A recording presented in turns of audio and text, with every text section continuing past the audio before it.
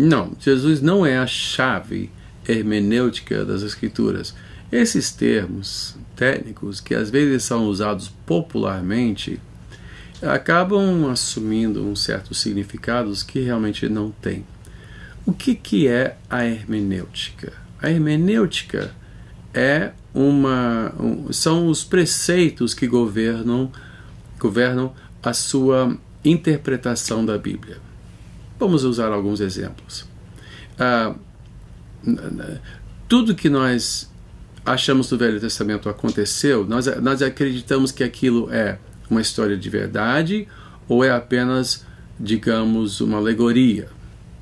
É uma pergunta que se faz antes de ler o texto, como se fosse as regras de interpretação. Não é?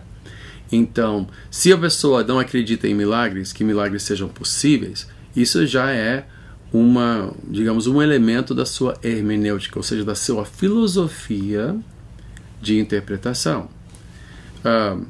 A teologia pactual é uma hermenêutica que compreende que a Bíblia se divide por administrações de uma aliança entre Deus e o homem, aliança da lei ou na graça.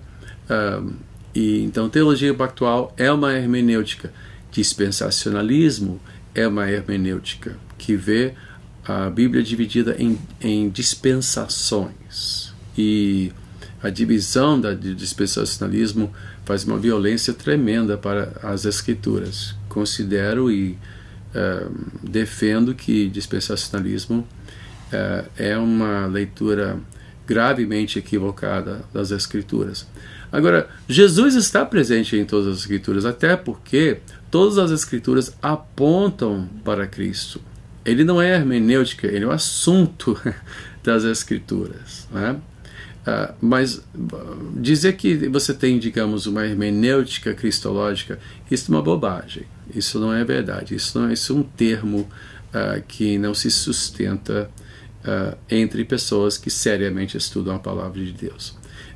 A teologia, aliás, a hermenêutica cristológica é um termo usado por liberais do século passado. Eu acho que foi o Delitzsch, ou foi o Moltmann, o Jürgen Moltmann, que usou esse termo. Mas o Moltmann era um maluco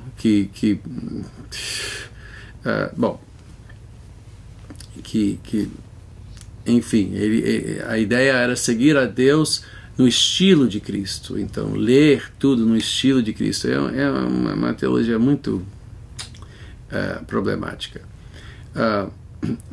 Mas não, Jesus não é a hermenêutica das Escrituras.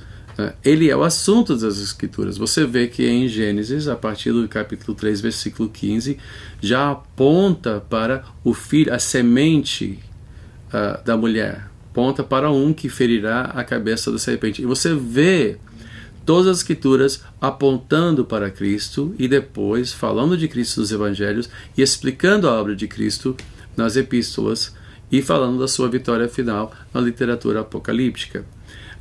Agora, Cristo é o assunto, ele não é a hermenêutica, né?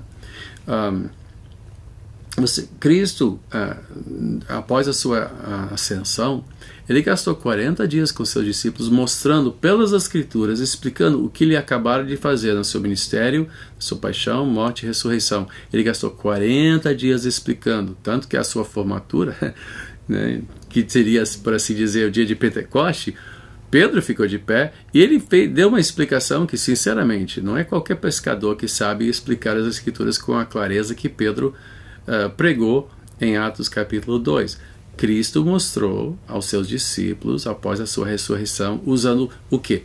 Todas as Escrituras, a lei e os profetas que apontavam para ele e explicando como isso tudo se encaixava, cumprindo as profecias do Velho Testamento. Ele é o assunto, ele não é a hermenêutica.